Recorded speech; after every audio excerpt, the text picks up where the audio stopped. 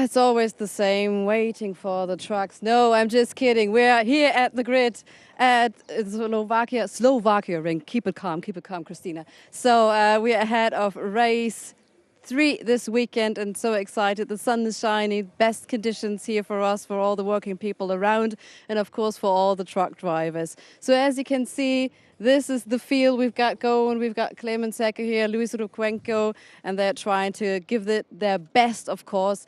And the drivers are not also exciting to be competing and racing on this special triangle track, but also they got lots of to do in between. Of course, getting the best setup. Here and there, some slightly reparations on the trucks, but also doing this. So it's time for some autographs, and this is really good to see all the fans here. Let's have a look who's here. It's Norbert Kisch, Stefan Faas, and it's also quite a working day for all the drivers here, but surely it's one of the fun parts, of course, seeing all the fans here. I tried to get one of those paper and maybe catch an autograph or two. So there's some pens here. Shane, do you have a second for us?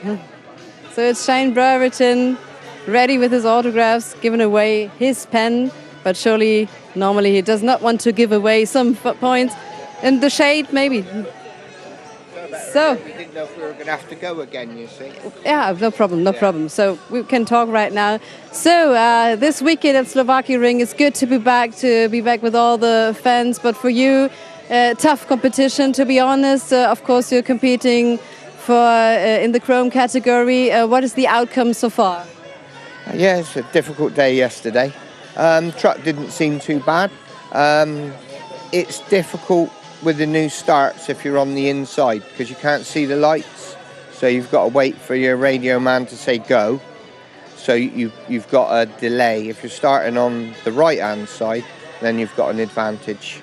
That was messing the starts up a little bit, but it's done in the idea of safety, so you've got to respect it. And are you starting right now, left or right side? I can't remember right now. I got a feeling it's on the left, unfortunately. We'll see. Yeah, I think it's on the left.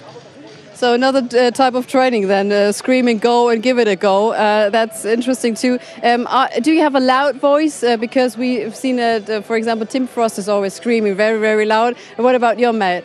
Pike's very soft and gentle, to be honest. The only time he is loud is on the start. He just shouts, go, go, go. So this track is so special. Lots, of course, we talked about the tire management, but what is also important on this track, this triangle? Yeah, it is a really difficult track to master. And it seems to change through the race. You can take a line and get a beautiful exit and then do it exactly identical the next time and it won't come out. It's just really demanding. You've got to be on your time, all on your guard all the time. Good luck then for race 1. Thank you very much. A handshake. Oh, that's new because normally the driver's sitting in the trucks, of course. And I am giving the command right now, really soft, as he was saying, like, Chaz, Ebi, are you there? Give it a go.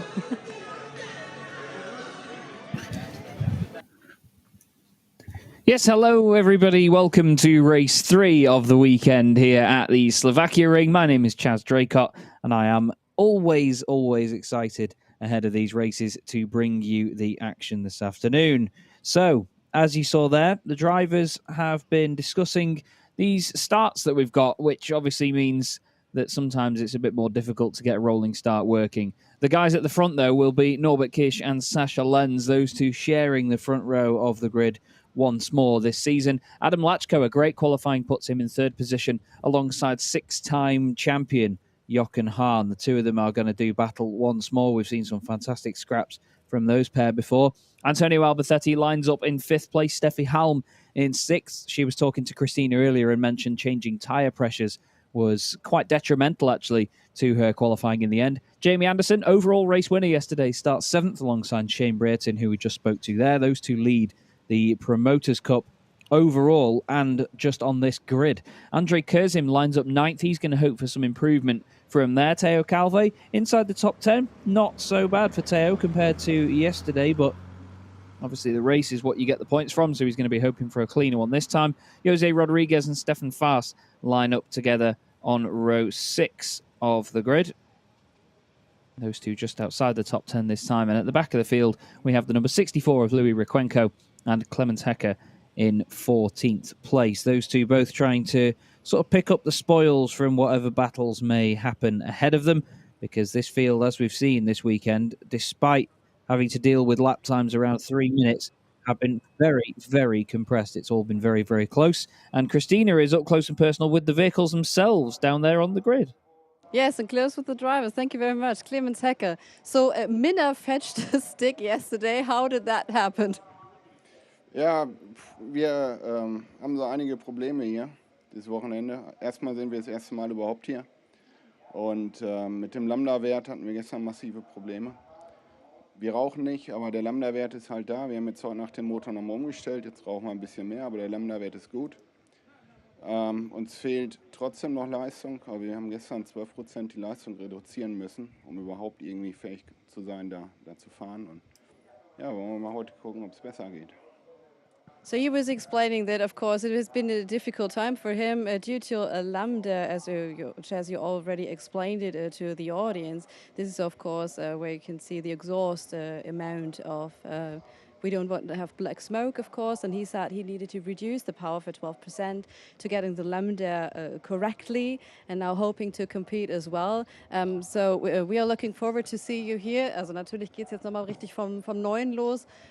Ja, wie groß ist trotzdem die Vorfreude, jetzt auf diesem speziellen Track auch teilzunehmen, an diesem Triangle, as we said. This is a very special track to compete. Ich sag mal, es macht immer Spaß zu fahren, deswegen sind wir hier. Wie gesagt, diese Rennstrecke ist unglaublich, die vielen schnellen Kurven, die Vorderreifen. Wie gesagt, heute Morgen im Qualifying, wir hatten eine schnelle Runde. Ich habe dann noch eine zweite versucht, habe die ja sofort abgebrochen, weil ich die Reifen einfach fürs Rennen brauche. Sind dann rausgefahren und gesagt, okay, die Zeit, wir haben uns nochmal eine Sekunde auf gestern verbessert. Ist erstmal in Ordnung, wir sind noch in der Lernphase. Reifen sparen, sodass wir heute irgendwie nur über die beiden Rennen kommen. Vielen Dank. Ja, viel Spaß. Danke.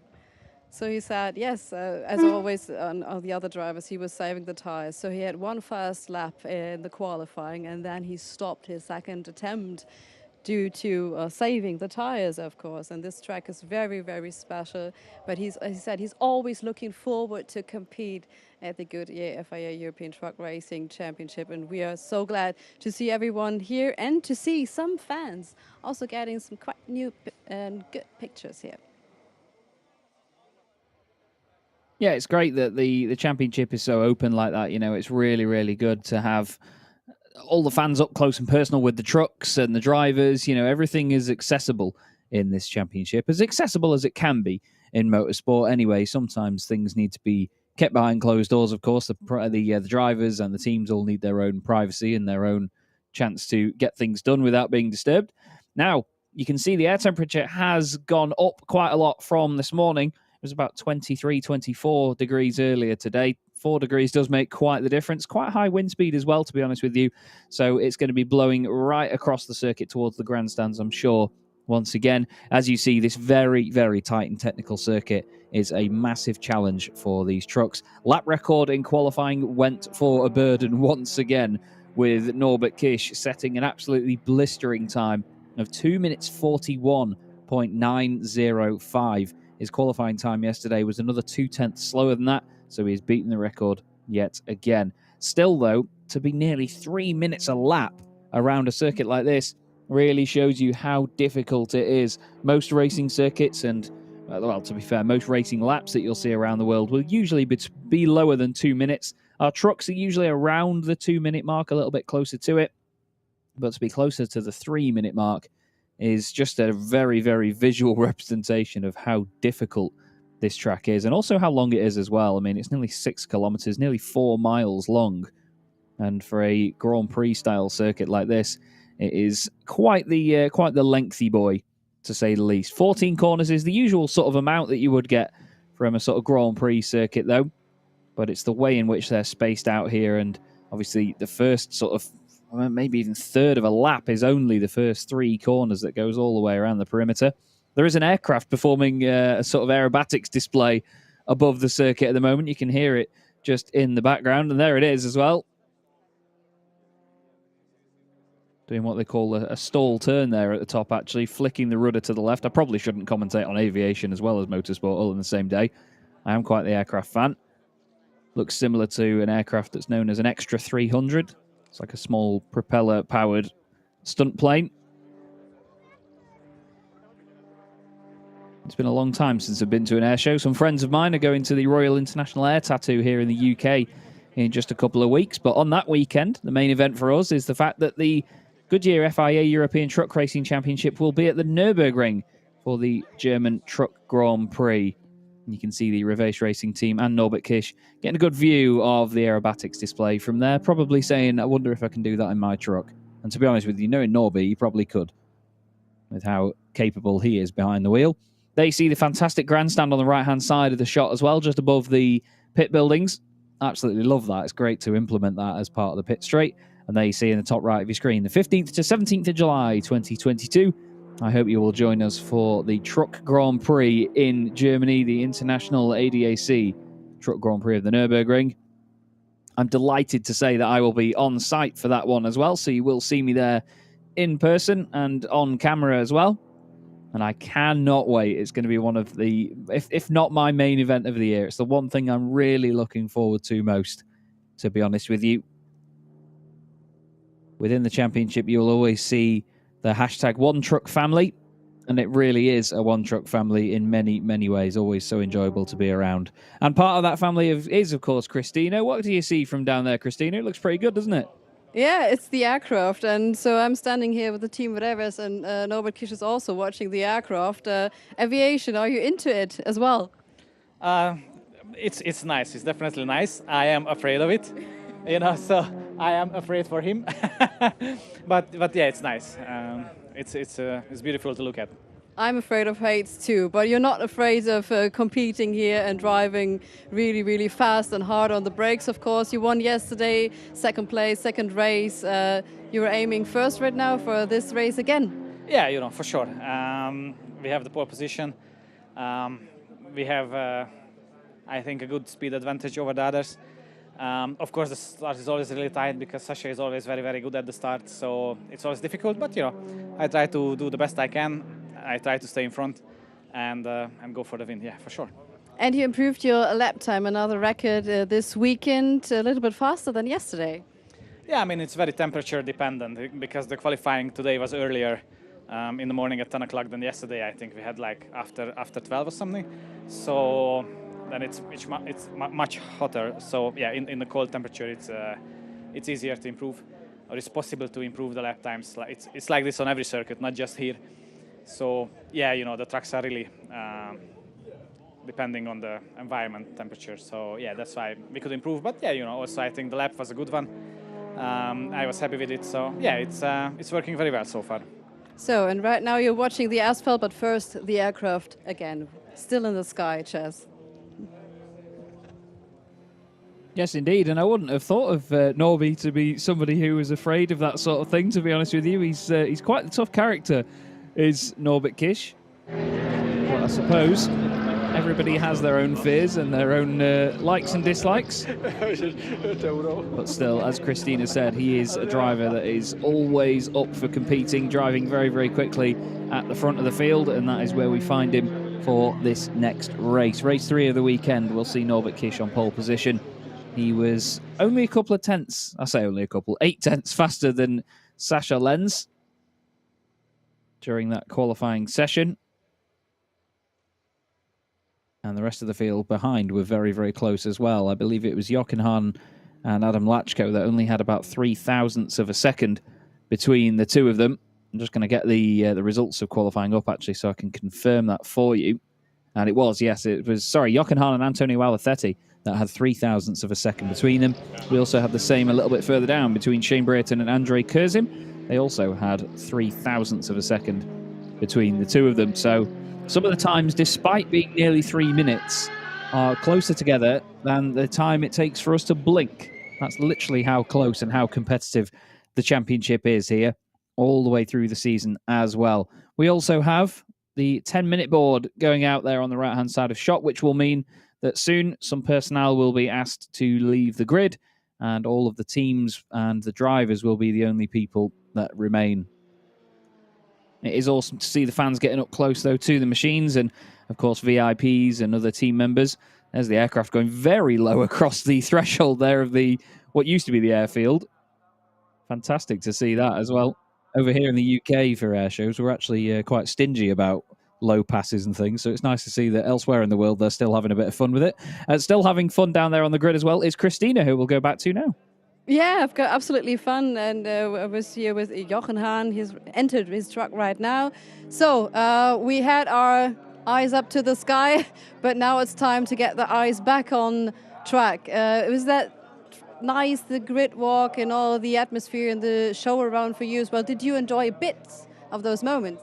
You know, in the end, we enjoy when we have visitors, when we have fans. And we need the fans, and we need something like the grid walk to be there, you know. We are unfassbar, I don't know in English, touchable. So it's important. And, you know, in the end, we have free time. We go now and concentrate fast, and then we make racing.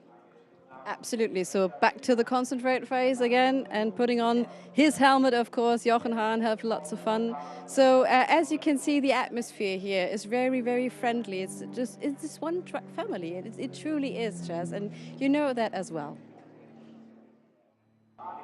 Yeah, definitely. And I mean, it's great that the drivers realise as well that for the fans, it's awesome to be there on the grid. And like you said, to have the vehicles at touchable distance, you know, you can go up to these machines and have a real look around them and meet the drivers, meet the teams. It's just great to have fans back like that. And it's something we're going to be saying for a while. And it's something we have already been saying for a good season and a half now, is the fact that having fans at a circuit just makes such a difference to the atmosphere. You know, it's great that we were able to go racing still through the COVID pandemic and, you know, get everything back on track, pardon the pun, and have everybody around and, you know, get the teams up and running at full chat and have a competitive season. But to not have the fans for some of the race meetings or have limited numbers, you know, it's been a real shame. But to be honest with you, it's awesome to have everybody back, and I will never stop appreciating it. I think that's the main thing. It really sort of teaches you to reappreciate it. And once again, as we get another low pass from the aircraft, Christina has another interview for us. Yeah, that was a low pass from the aircraft. Oh boy. Sascha Land's tactic worked. You tried to save the tyres, give it all a go on a super pole, and now competing on P2. Happy with the tactics? Yeah, we was really happy. We have a good time. Now it's important that we have a good start, and I hope we are on the finish line on P2. So maybe now we have a not so good start that we can overtake him, but he's a really good driver. Respect for him that he drives so fucking fast here. And yeah, but now we drive race and we will see. Absolutely, and he was also talking to us and saying that you are a really cool driver and also very dangerous on the start. So that's credits to you. Yeah. I think we stand now, I don't know, 5 or 6 times side by side on the start, and every time I have a better start with him, but he have the better line every time for the first corner. So yeah, maybe today is the day that I can overtake him on the start. When not, we will see that the guys on my back, it's on my back after the race. Absolutely. Thank you very much. Good luck then. And yes, it's really good to see if you have challenges in your life, then you always get better. And this is what those guys are doing, and really nice to see, giving them credits. Yeah, and giving credit with what we would describe as colourful language. So apologies for that, everybody. But still, you've got to love Sascha Lenz for saying it exactly how it is. I mean, to be honest, if it was broadcastable, I'd probably be saying the same, to be fair. But it is awesome to see. I mean, for Norby, it might be quite the ego boost as well, really, because so many of these drivers, you know, they always mention just how fast Norby is. I mean, Jamie spoke about it earlier in the day, about how quick the Hungarian superstar really can be, and especially when he's putting the pressure on as well. But everybody has the respect, and that's the best thing about it. You know, the drivers all respect one another. They know each other's sort of respective pace and how everybody performs against one another. And it really is that one truck family highlight that we carry with us all around Europe. It's beautiful to see.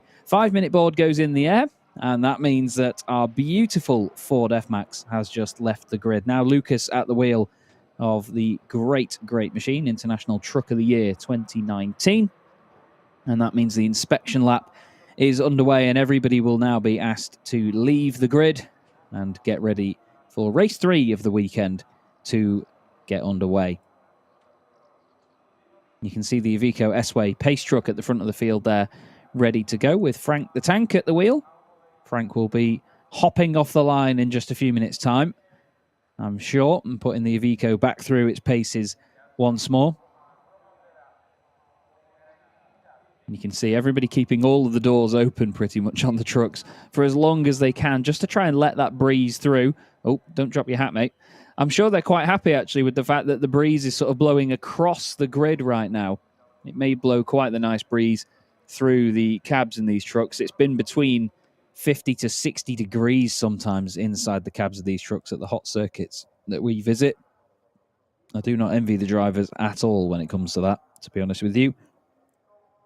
Don't get me wrong, I would love the opportunity to be in one of those trucks when it's being driven in anger, but still, in the temperatures that they can face, it can be a real tough time. Here is our Ford F-Max then on its inspection lap. And trust me, it's a mighty fast inspection as well. Lucas certainly knows how to drive this thing. Lucas has done some amazing work before as well when it comes to safety features in trucks in general. He was showing me when we were together at Budapest some footage from some of the sort of tests and driving tests and things that he does to sort of put these bits of equipment and different safety measures through their paces. And he's one hell of a driver. He certainly knows what all of these trucks are capable of. He knows their limits. And he's a really top bloke as well. He loves his job, I can tell you that, much like I do. You could see there, even through the hairpin, he was really throwing the F-Max in. And it's a very capable truck in that regard. It's got a lot of power to it. I've had a ride in this thing, and it doesn't half move for its size. But it also handles really well as well. The whole platform of this truck is really flat and really responsive, and that's exactly what you need on the road, because the more responsive and the more capable your truck, I'd say, the safer it is, because at the end of the day, if you need to get yourself out of a situation or maneuver around something in a vehicle that big, if you have that capability, then of course it is much safer, and the drivers can feel a lot more reassured that they're driving a solid vehicle. All of the testing and all of the development that went into the Ford F-Max, of course, was rewarded when it got the International Truck of the Year 2019 award. And we continue to promote this beautiful machine within our championship. Of course, during the COVID pandemic, we weren't able to have a season where it was promoted. So now they're getting a good few seasons out of it here as our official truck. And there's another display of just how steep the very sudden sort of rises and crests are here at this circuit. It's certainly not the flattest thing in the world.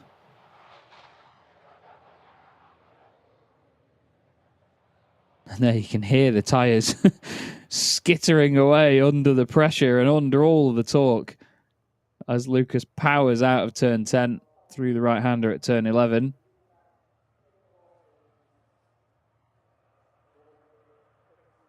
And now he's making his way down the back straight towards turn 13. 1 minute board goes up in the air, and you can hear the siren sound in the background. It's almost like an air raid siren, isn't it, to be honest with you? It wouldn't surprise me if it was, actually, considering that where the circuit is built used to be an airfield. This start-finish straight that the trucks are on now used to be a runway. Hence how wide and how long it is, and it's arrow straight as well. Some racing circuits don't have quite straight straights, if that makes sense. Most notably here in the UK, we have Brands Hatch, which is basically like one big curved corner. Or banked corner, I should say. There's the 30-second board then. And the official truck, as you just see over the right-hand side of the shot there, poking its head over the top of the barrier. Theoretically giving the field the nod to get away. Green flag flies at the back. And Frank the Tank will carry the Iveco S-Way around the circuit and lead our field. There he goes. Lights on. And the whole field edges its way off the grid. 10-1 local time, as you saw on the gantry there. 10-12 here in the UK. And one thing I mentioned yesterday was the quick turnaround that these drivers have with these races. And, well, later on, this live stream will end about 1:55 local time in Slovakia.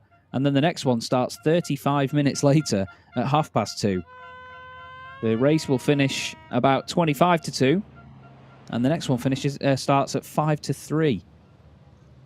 So they really do not have long to get things turned around in this championship, and that is, again, credit to the teams and the drivers and all the personnel who work so hard on making these events run smoothly, because they absolutely nail it. They do such a good job of it. And it is a wonderful, well-oiled machine to be a part of. We'll recap the grid, how this is all going to start. Norbert Kish will start on pole position alongside Sascha Lenz. Those two trucks 1 and 2, first and second in the championship last year. They came into this race meeting first and second in this year's championship as well. Norbert Kish has taken 69 race wins so far in his career, 69th of which came yesterday morning. He's trying to get number 70 today, and that would be podium 156 from his 323rd start. Sascha Lenz has 205 starts to his name and 11 wins in the championship, 2 pole positions as well. And he's going to be looking to try and add to that tally and maybe just beat Norby off the line. We know how good Sascha is off the start. It's one thing that drivers really compliment him on, is his strong starts. Adam Lachko, just behind, 2017 champion, starts 3rd on the grid. Adam is actually celebrating his 400th race in this event. So hopefully for him, the milestone race goes very well indeed. He's one of only 3 drivers in the field to have got 400 races under their belt. One of them, well, both of them, are the trucks directly behind him on the grid, actually. Jochen Hahn starts his 625th race in the championship. He's a 6-time champion, winning the title in 2011, 12, 13, 16, 18 and 19. And 2021, unfortunately for him, was the first time he's finished lower than 3rd in the championship in 10 years. Unbelievable, isn't it? Antonio Albacete, he's next up, scored his 275th podium in the championship yesterday. He lines up alongside Steffi Halm. Steffi, a driver with 10 wins to her name, 57 podiums. And this is her 262nd start in the season. Next up, it's the All-British Row 4, which is the top 2 drivers in the Promoters' Cup. Jamie Anderson and Shane Brereton, those 2 tied on points in the championship, so whoever wins out of those 2 in this race is going to come away as championship leader. Andre Kurzim starts in 9th position alongside young Frenchman Theo Calve. The 21-year-old has an overall win in the championship, unlike a number of others in the Promoters' Cup. So hopefully he can turn his weekend around, starting 3rd in his category. Jose Rodriguez starts 11th on the grid. Number 14 machine has nearly 150 starts in the category. He lines up alongside Stefan Fass. The number 24 Scania celebrated his 75th start this weekend. Louis Requenco in the number 64 machine is hoping for a much better day than yesterday after having a number of issues in qualifying and the races, while Clemens Hecker rounds out the grid. He's starting in this championship for the 38th time. Still gaining experience and, of course, still developing that new truck as well, the number 25 Scania that you see at the back of the pack there. A brief insight there to our grid and, of course, how many starts they've all had. There's a massive wealth of experience in this championship, and it seems to me like once you get into truck racing, it's very hard to get out. Not that they want to, because it's such an enjoyable sport and it's such a fantastic family. Of course, the One Truck Family mantra, something that we always stick by. So Frank the Tank brings the Iveco S-Way into the pit lane. He will peel off now to the left. He'll come through the bottom of shot. Peels off last minute as well. Always flamboyant and entertaining is Frank. The field will sort of stay at a similar pace. Norbert Kish will hold them. They will then fan out. Sascha Lenz looking to make a good start. And here we go then. Round 11 of the 2022 Goodyear FIA European Truck Racing Championship from Slovakia Rings. Go! And it's a mega start by Sascha Lenz. And look at Jochen Hahn. Moves over to the middle of the road straight away. There's a big squeeze over on the right-hand side. Not sure if there was any contact or anything, but it certainly looked like there were 3 wide in there. Stefan Fass has got a good start off the line as well, hasn't he? The top 4 starting to break away. Sascha Lenz is on the outside around all of these first 3 corners. It's So he needs to try and keep his nose in front. He's really got to be gutsy around here now to carry the pace around the outside of Norbert Kish. They're still side by side for the lead as they go over the crest down towards turn 2.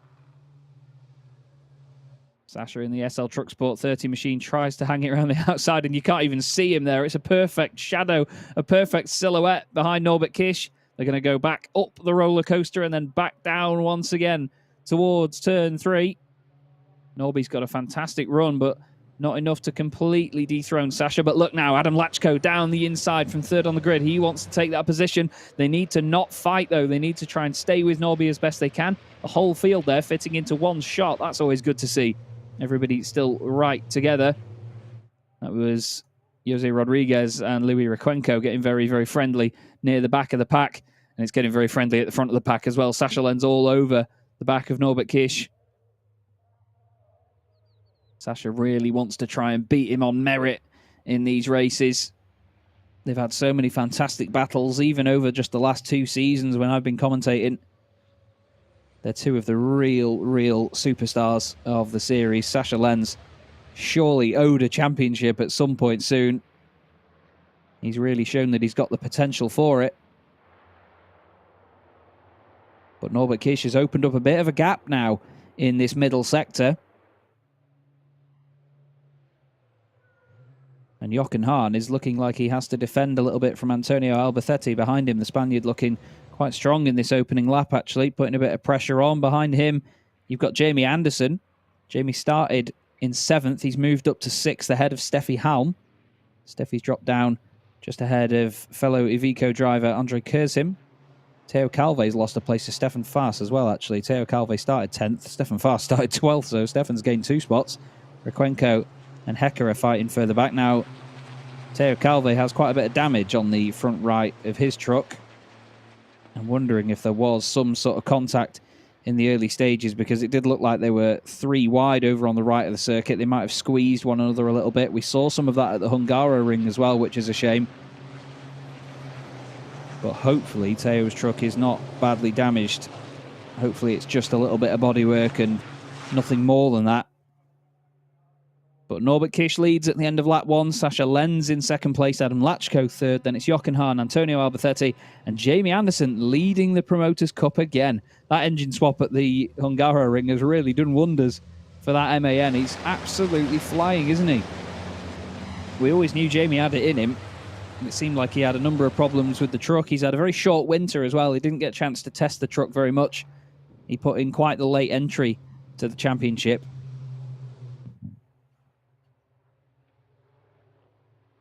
So they didn't really get much time to get it set up for this season.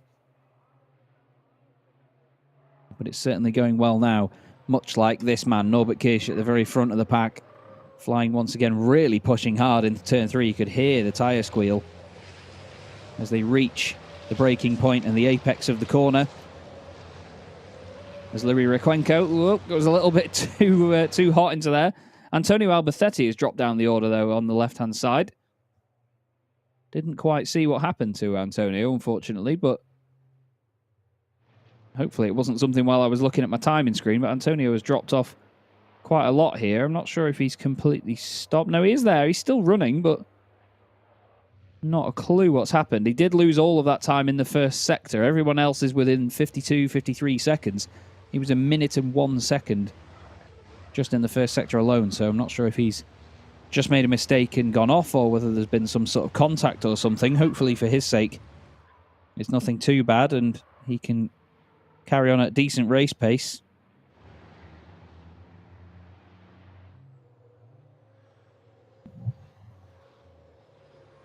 And there you go, there's an incident at turn 2 that is under investigation. I'd argue that it's probably something to do with Antonio Albacete.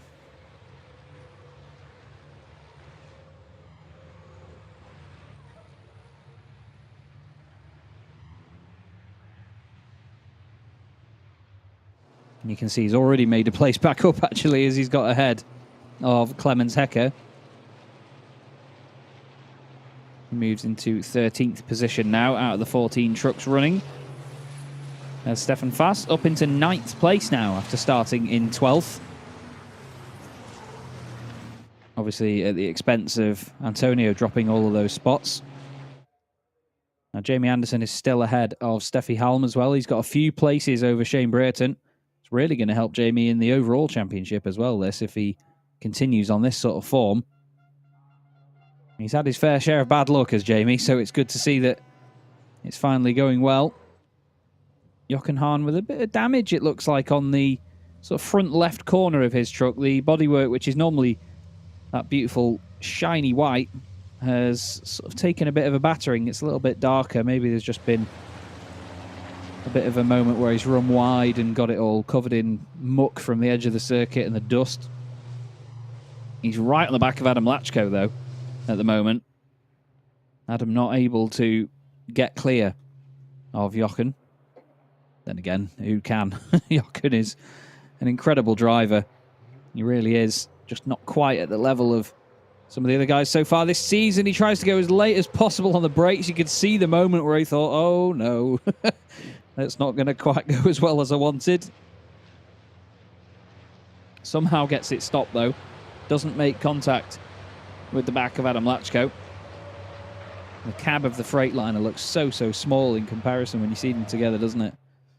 Very small area to sort of fit the driver in.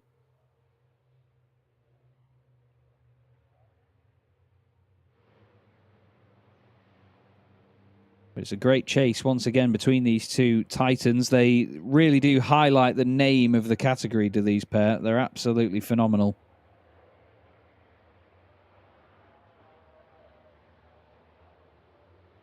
You can see just how hard people are pushing. There's dust being kicked up all around the edge of the circuit.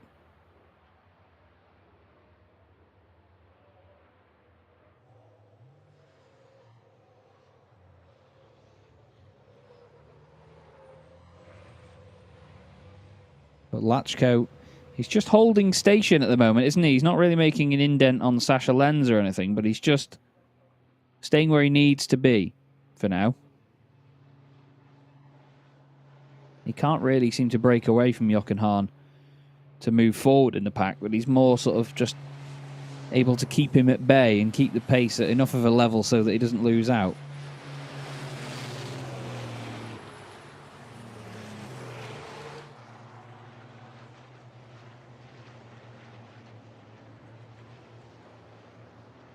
I do love the Bagheera ZM Racing Freightliner, I must say, both of them. Adam Lachko and Teo Calve, both top guys as well. Really nice guys to chat to. And very talented behind the wheel of these racing machines. As proven with Adam Lachko winning the title outright in 2017. In his debut season in 2011, he actually won 4 races as well outright. He's raced in Spanish Truck Racing, World Touring Car Championship, and FIA GT and GT3 Championships. He's done quite a bit of anything, to be honest. He even raced in the Skoda Octavia Cup many years ago, which I've heard a lot about, actually, and apparently it's supposed to be super entertaining.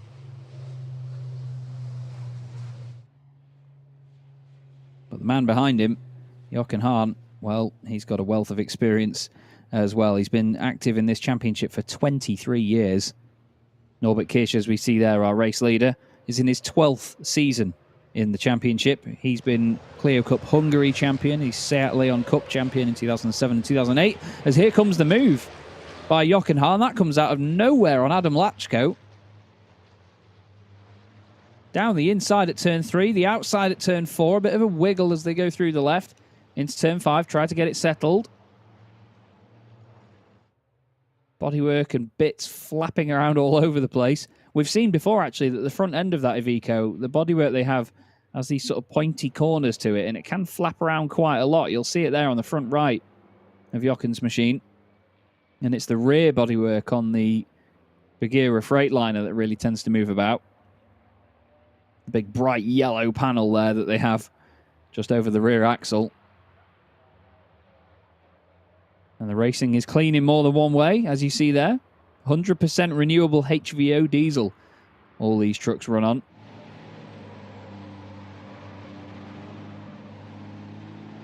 As there's dust absolutely everywhere. You see there for a second just how difficult it is to see all the way through. Stefan Faas reaching over to the right-hand side. Just changing a few things on the truck, actually. They've got, you can see there, the fuses behind and all the connectors to the massive panel of instruments they've got on the right. Look how much the cab moves around as well. And you'll see that because of their driving position and how close they are to the wheel, they actually do a lot of the lap one-handed, ready to change gear at every opportunity.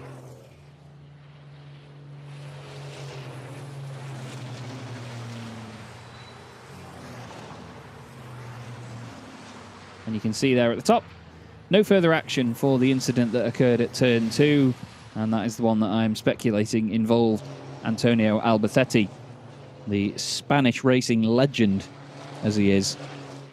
Antonio has been in the championship for 25 years. He had a year out in 2016, but in the 1990s alone, he was a factory driver for 3 different car manufacturers, Fiat, BMW, and Opel in CET, which is basically the Spanish touring car championship.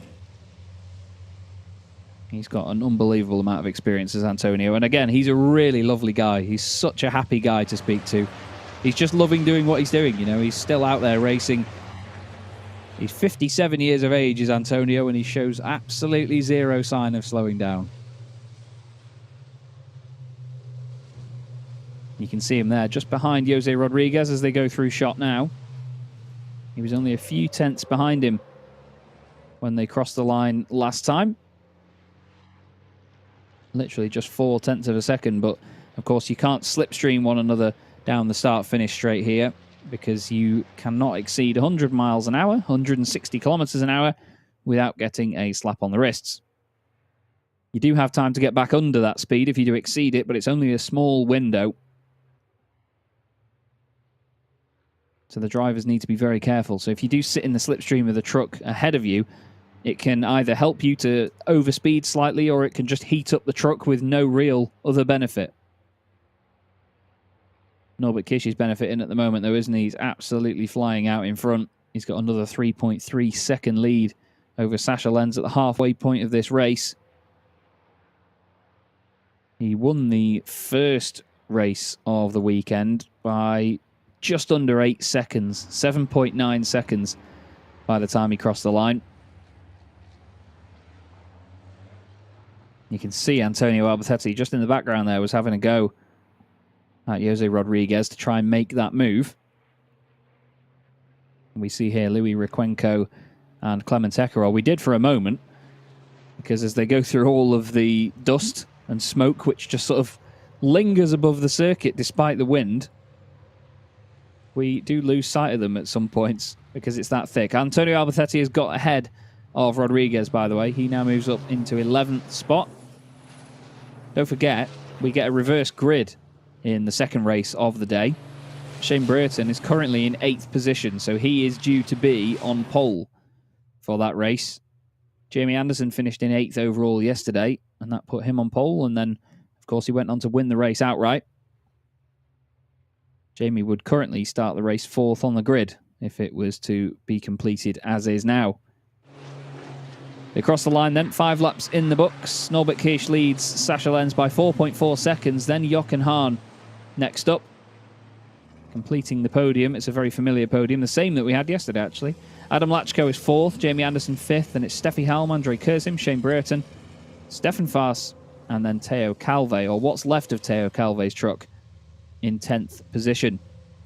Antonio Albacete currently 11th, ahead of Jose Rodriguez. Then the 2 trucks we see on our screens just for a moment there, Louis Requenco and Clemens Hecker. Those round out the field at the moment.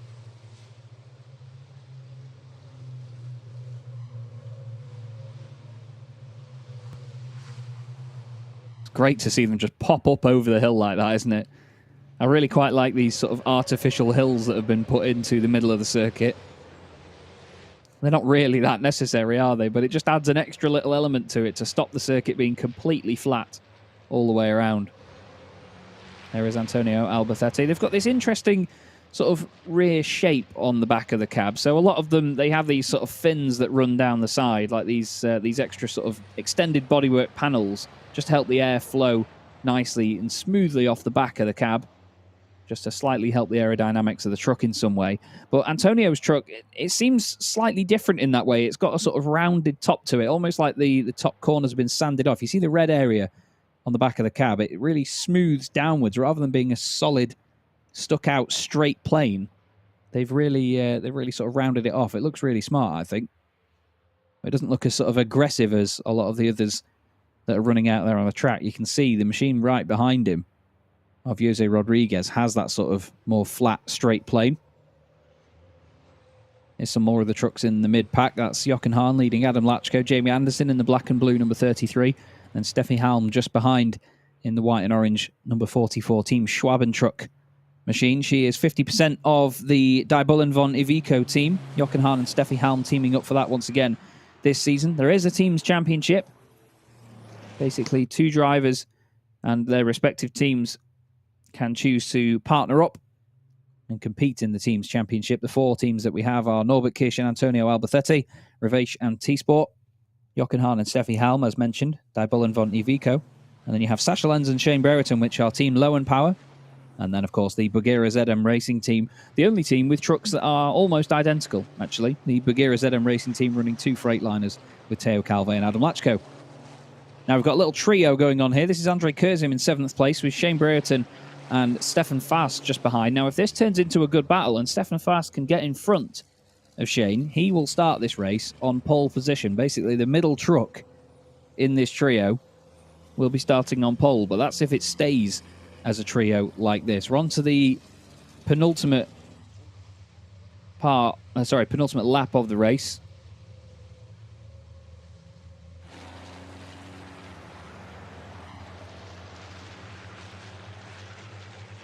And the drivers now will be, of course, keeping an eye on how the tyres are behaving, and they'll be feeling every little detail at this point as the tyres really start to struggle in the latter stages. But you get certain drivers that really look after the tyres well, and others that maybe push them a bit too hard early on. And look at how deep Shane goes on the brakes there in the big purple number 17. Really late on the brakes into turn 3. Andre Kurzim kept it nice and tidy and got a good run on the exit of the corner. You could see Teo Calve under pressure from Antonio Alberthetti behind the two of them.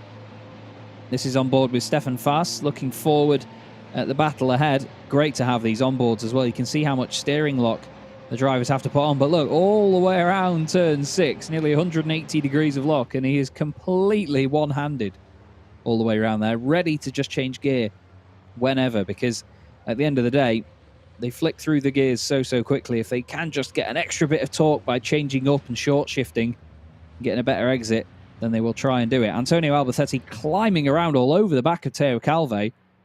It's actually brought Jose Rodriguez back into things slightly here.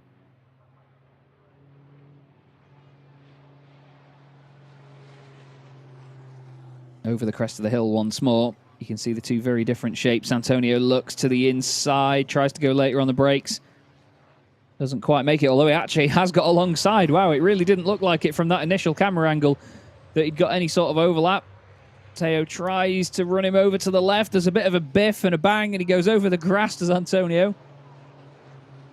I don't think there was anything malicious in that, but unfortunately for the Spaniard, he drops another place now behind Jose Rodriguez. Jose's probably lining up this now, thinking, I'll have a go at this young Frenchman. Let's see what we can do. Antonio's thinking, don't you try it. Although he might want them to actually fight because it'll hold the pair of them up. Norbert Kish has started the final lap of the race. Sasha Lenz still second. Jochen Hahn still third. Then Adam Lachko. Jamie Anderson's having a fantastic weekend, isn't he? 5th position for him at the moment, leading the Promoters' Cup by a couple of places.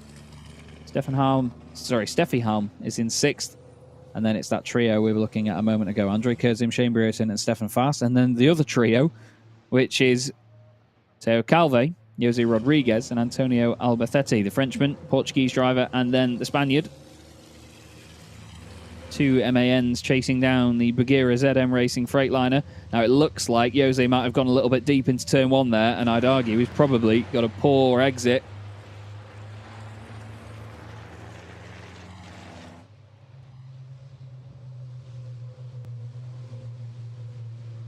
as they go back over the hill round turn 2 very quickly. Now, the incident that we saw a moment ago where Teo and Antonio made slight contact is under investigation.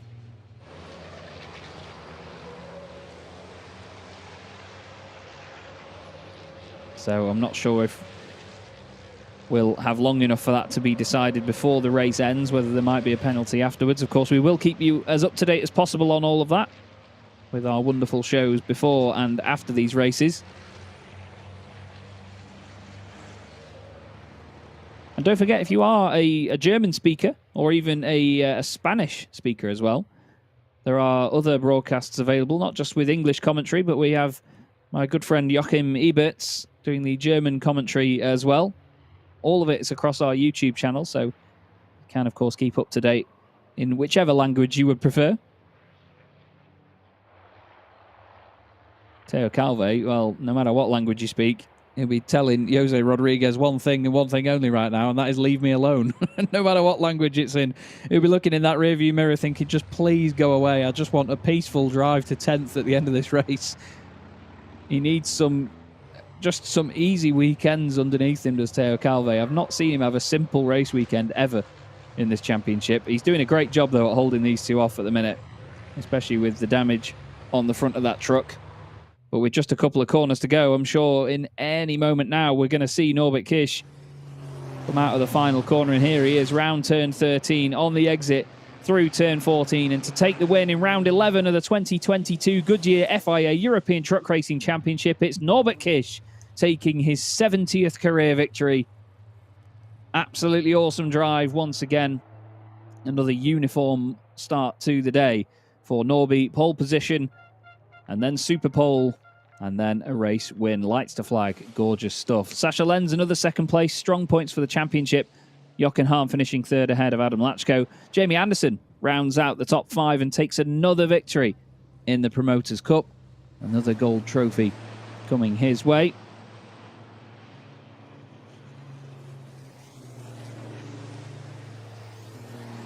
But Norbert Kish, once again, untouchable. And another very, very strong drive. Shane Brayton finishes 8th ahead of Stefan Faas, which is important because that means Shane will be on pole position for the reverse grid race. Teo Calve finishes in 10th, just ahead of Jose Rodriguez and Antonio Alberthetti. Those guys having an amazing battle in the latter stages of that one. But another race flies by very, very quickly here at the Slovakia Ring. Don't forget, we do have another one coming up for you. We're still going to have all of the aftermath of that race as well. We'll be looking at the podiums, speaking to some of the drivers as well. So do not go anywhere yet. But just ahead of time to pre-warn you, the next live stream, the next program starts at 2:30 local time. That's CEST. And that'll be 1:30 UK time. So in an hour and 10 minutes time, we'll be straight back on your screens once more with more action. Steffi Halm, we just saw for a second there, finished in 6th place after that. So to finish where she started, not a bad day at the office. She gained a place with Antonio Alberthetti dropping down the order, but unfortunately dropped one with Jamie Anderson going through. But there is your race winner for the 70th time in the championship on his 323rd appearance. Norbert Kish, always, always dominant in these first races of the weekend.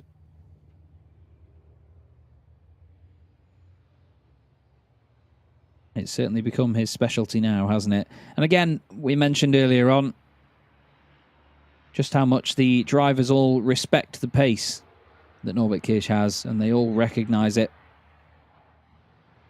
And there's a prime example of just how amazing that pace is.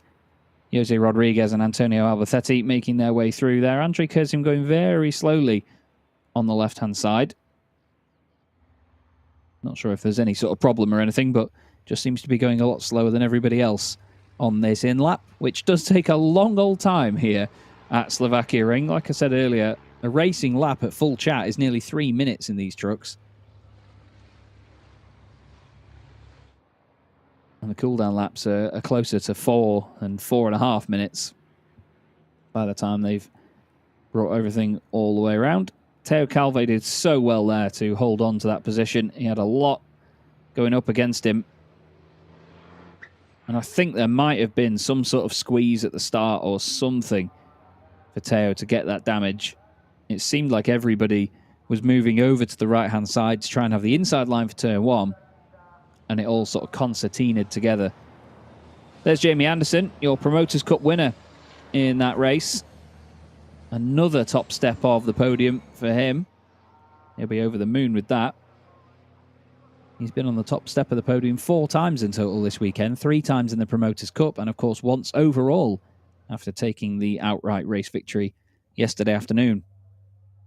Shane Brereton will be hoping that he can repeat his countryman's achievement as well.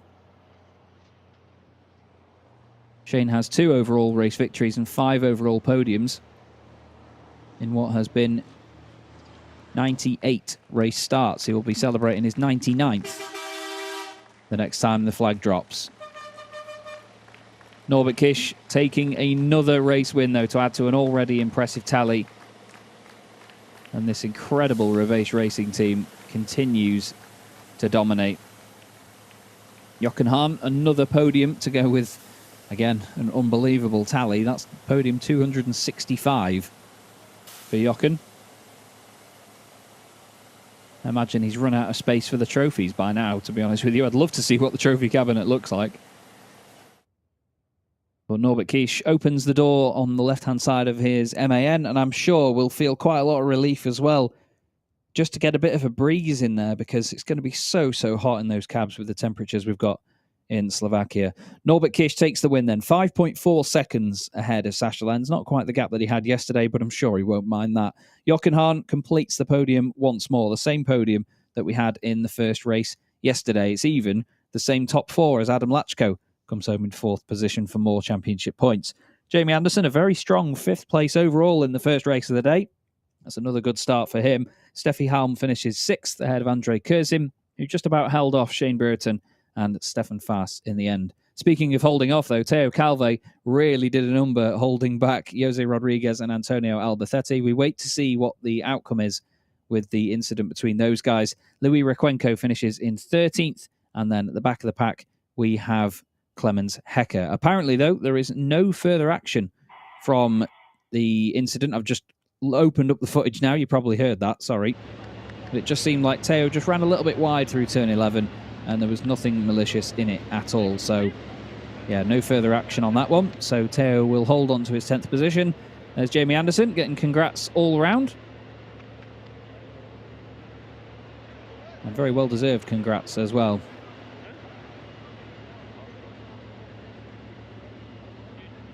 Another hard-fought performance for him there. With Norbert Kish as well. Happy to take another championship race win. And we have Christina on standby to have a chat with him in just a moment to let us know exactly what his thoughts are on another solid race 3.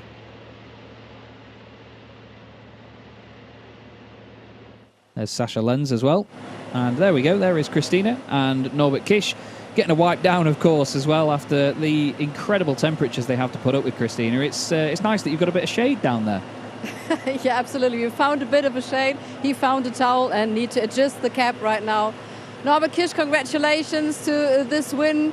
We had a look at the sky, but you don't need to dream. You made it reality. Congrats. Yes, thank you. It was a good race. The starters tied as always. And in the first 2 turns we go side by side, which is nice.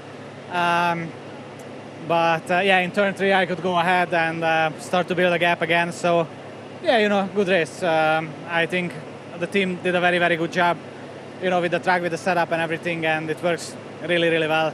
On the long term as well, I think we have a good tire management. So very happy with this weekend so far, and really nice victory. Yeah, so very happy. Yeah, it is a good weekend for you, and as you were saying, you were driving window by window to Sascha Lenz. The start was very interesting to watch. Where you already said it, where you turned over. How much patience do you need in this kind of moments when to turn over? Yeah, well, I think, you know, Sascha is a driver who you can race with very closely and go side by side, and you can trust him that he will give you space. And I also try to do the same. And it's yeah, of course you need a little bit of nerves, you know, to stay cool. And yeah, of course, it's always difficult to predict the exit of a turn, you know, that how much of a speed you can take in and how much speed you can take in the middle, so that on the outside you don't collide. And yeah, I was trying to be careful, you know, not to cause any trouble, and but still try to stay in front. So it worked. It took 2 turns or 3 turns, but it worked. So I'm very happy about it. Thank you very much. Congratulations off to the podium. We've got the golf buggy ready for these guys, or they can go by feet. So Chaz and Evie, let's have a look at the outcome of this race.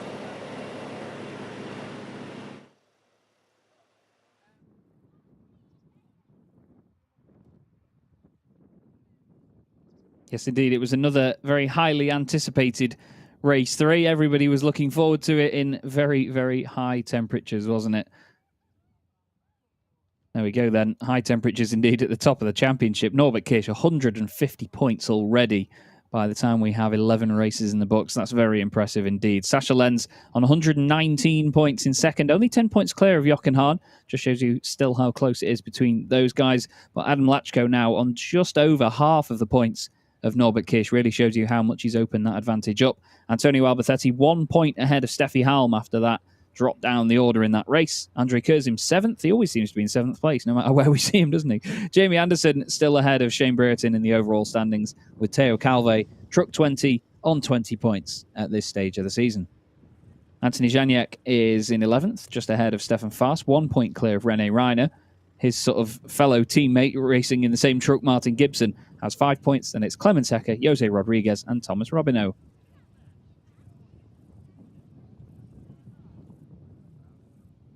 It was another good way to start the day, though, for Jamie Anderson, and that means that in the Promoters' Cup, he is now 5 points clear of Shane Brereton. He'll be absolutely over the moon about that. To come into this race meet in a couple of points, and well, quite a few points off the top 2, and then come into the end of the day with 1 race to go in just amazing fashion with the championship lead is just, like I say, I'm stumbling over my own words because I've not got good enough words to say. Jamie Anderson's just absolutely smashing it at the moment. Shane Brereton, 2nd place, Theo Calve in 3rd, not too far behind. Then it's the battle of the 2 Germans there, Stefan Faas and Clemens Hecker, 72 and 66 points between them. Jose Rodriguez right behind as well. Martin Gibson and Thomas Robineau will be hoping to have more appearances this season to try and outdo one another with 1 point between them. And Louis Requenco continues to rack up points at the bottom of the pile, but still heading towards an improvement in the championship. There you see our podium presentation just about to start. All the very fluorescent and bright pink vests of all of the media gathering around. All waiting to see our drivers emerge and get their silverware. And of course, the first taste of the champagne for the day. We don't often see too much spraying of the champagne directed at one another until the second races of the day, when they don't need to wash the suits before another event anytime soon. There's some clapping going on, so I imagine, yep, there is Jochen Hahn making his way out onto the podium. As mentioned, that's number 265 for Jochen Hahn. Sascha Lenz makes his way out to the podium as well. Another 2nd place for truck number 2. And Norbert Kirsch gets awesome from Norby.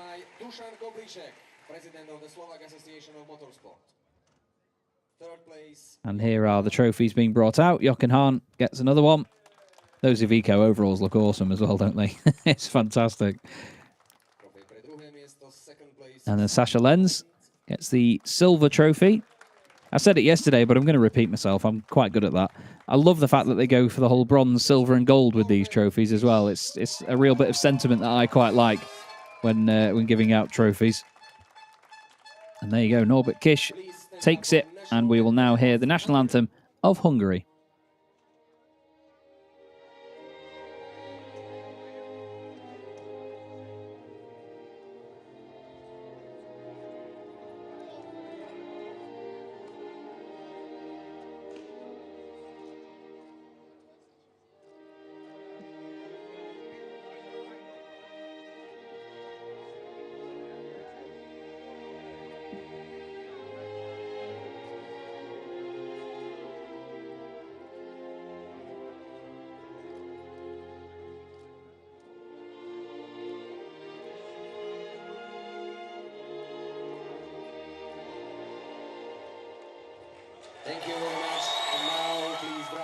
There you go then. The cheers and the claps from the crowd. Everybody really, really pleased with that one. Another solid race by Norbert Kish. They will now pose for pictures on the top step, and then they will do the ceremonial changing of the caps. And then it'll be time for some champagne. Look at that. Jochen, efficient as ever. Look at that. Straight on it. Love it. I'd like to know what's in them white bags as well. Not quite sure what they're giving out there, but I'm interested to know either way. And here we go. Oh, well, Sasha Lenz absolutely drenching Norbert Kish, and Jochen Hahn joining in as well. They always do team up on him, to be honest, when it comes to the podium celebrations. Poor Norby. Oh, he's going to get him back at least. Oh, if I could make a career commentating on champagne fights, eh? There's Lewis. Oh, well, there you go. It still carries on. There's never-ending camaraderie between these lot, and I absolutely love it. Oh, Sasha, don't waste the end of it.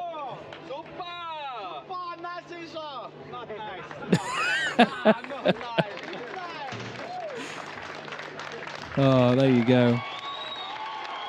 Someone gets a hat from Sasha Lenz. The crowd love it as well, don't they? Absolutely love it. There's another hat going into the crowd as well from Norbert Kish. I think Jochen was going to pretend to throw the champagne bottle for a moment there. I'm not sure if you caught that. That would have been an interesting one to see if anybody caught that. Anyway, we move on to the Promoters' Cup podium, which will be next up. And the three top finishers in that one certainly all had to battle hard for their respective positions, but one driver stood above the other with a 5th place overall in the race. The first driver to come out is Stefan Faas in 9th position, just missing out, unfortunately, on the reverse grid pole. Second, reigning Promoters' Cup champion Shane Brereton. And then once again, top step for Jamie Anderson. What a weekend he's having, and what a turnaround to the season since Hungary. It took one big accident for everybody to sort of reassess, and Jamie has come out of it absolutely laughing, hasn't he? Stefan Faas gets his bronze trophy for the Promoters' Cup. Shane Brereton gets his. Another trophy to add to an impressive tally for the Apollo Tyres TR truck racing team. And then the gold trophy once more for Jamie Anderson, number 33. 5th place overall as well. A top 5 is a great, great result.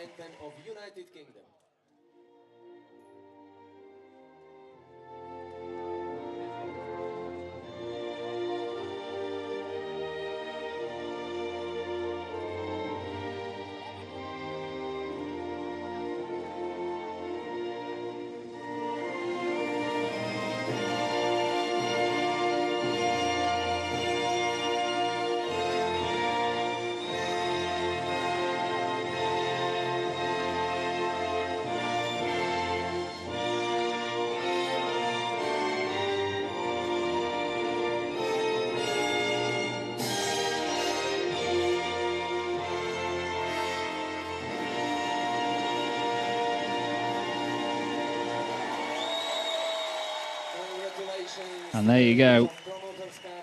It's almost time for champagne for these guys. I imagine Stefan Faas, to be honest, he's already eyeing up Lewis, our GoPro cameraman, to make sure that he gets him absolutely drenched. There's a bit of a running joke that it is always Stefan that soaks Lewis. He got him really good at Budapest.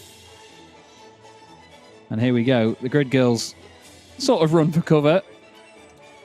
Now he's saying soak Lewis. He's definitely saying soak Lewis. Look. You can't make it up.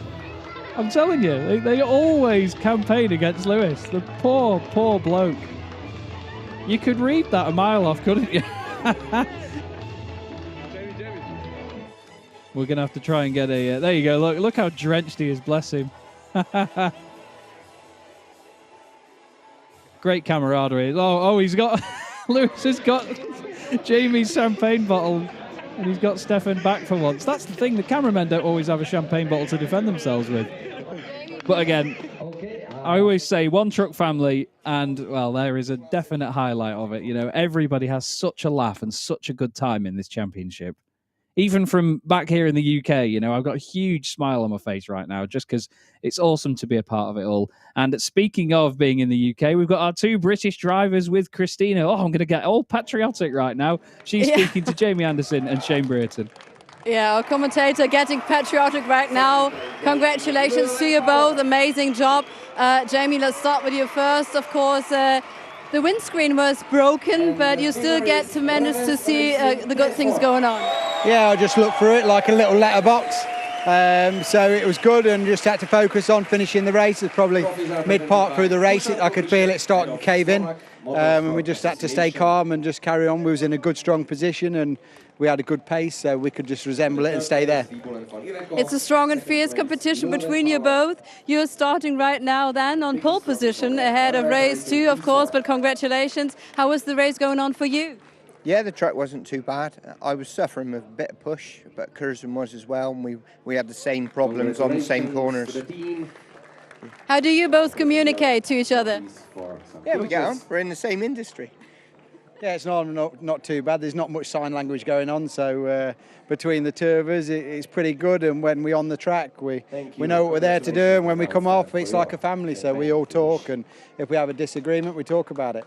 Who's better in spraying the champagne? I think Louis got Stefan Fast back, but he's always it's always risky to be with Stefan Fast on the podium. I think Jamie got that one. He had him a treat. I think, yeah, probably me was the best one with that. But just good to see everyone out in the sunshine and everyone smiling and here to support us.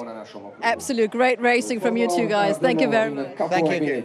See you soon then ahead of race 4. We still got one race going on. And yeah, Mike, this cameraman, he protected the lens almost as good. So Chaz and Evie, final words from you first, because the music's getting louder. We're going to find another position for my final words then. See you soon. Yes, indeed. The music and the speakers very, very loud down there at the podium presentation. But yes, Mike was incredibly fast to cover up the lens on that camera. He did an absolutely fantastic job. A really, really fantastic job. And at the end of the day, it is an absolute rocket launcher of a camera. I imagine very, very expensive. So he's done the right thing there. And instead of getting involved in the champagne fight, he's protected himself and his equipment from it. There you can see on the left-hand side, our next live stream will be at 2:30 local time. So that is in, well, an hour's time from now, actually. Less than that, about 50 minutes. 52, if you want me to get really, really specific.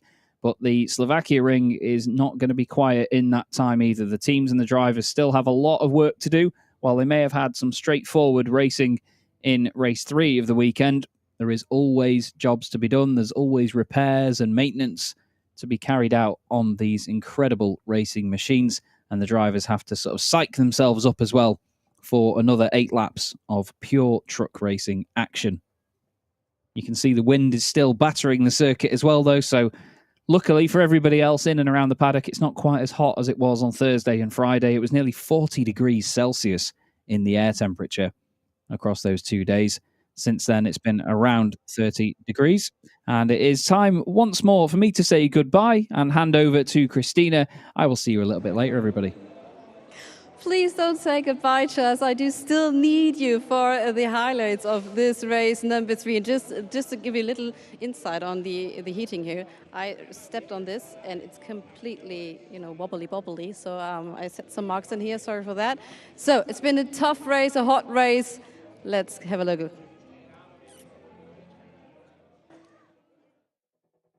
Yes, indeed. I am back already, everybody. But Norbert Kish started on pole position. He had the view ahead of him. There was lots of smiles in the sunshine from just about everybody. We had a wonderful, wonderful atmosphere ahead of race 3 of the weekend. Sasha Lenz had a fantastic atmosphere off the start, didn't he? An awesome launch for him, trying to go around the outside of Norbert Kish. Unfortunately, didn't pay off in the end. Teo Calve was in the wars early on with quite a bit of damage to his Bagheera ZM Racing Freightliner, but he would still continue and still put in some fantastic defensive driving. Jochen Hahn was working very hard to get past Adam Lachko during the middle of the race and eventually would succeed, but it took him a couple of laps to get the job done. And there he is, going through down the inside of turn 3 and then the outside of turn 4. Stefan Faas was hard at work as well, trying to chase down Shane Brereton and Andre Kurzim. who would eventually finish in 9th position, 3rd in the Promoters' Cup, but just not quite in position to be on pole for the final race. Antonio Albacete unfortunately dropped down the order and then engaged in a great fight with Teo Calve and Jose Rodriguez, the three of them doing battle right to the end. Jamie Anderson doing well, though, in 5th place to win the Promoters' Cup once more in this one in the number 33 machine. There was contact near the end between Calve and Albacete. No further action on that one, though, and Calve would hold on to 10th. But the man holding on at the very front was Norbert Kisch, taking an amazing victory, his 70th of his career, ahead of Sascha Lenz and Jochen Hahn. So really great to see. I just wanted to show you the broken windscreen again from Jamie Anderson, but this is just a quick change.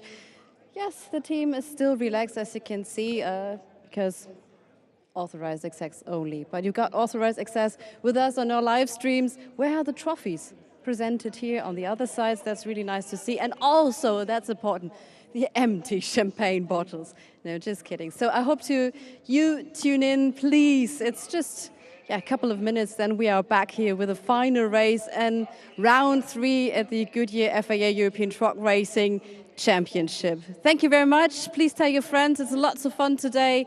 And thanks, Chaz and Ebi and all our cameramen for doing a great job. See you soon.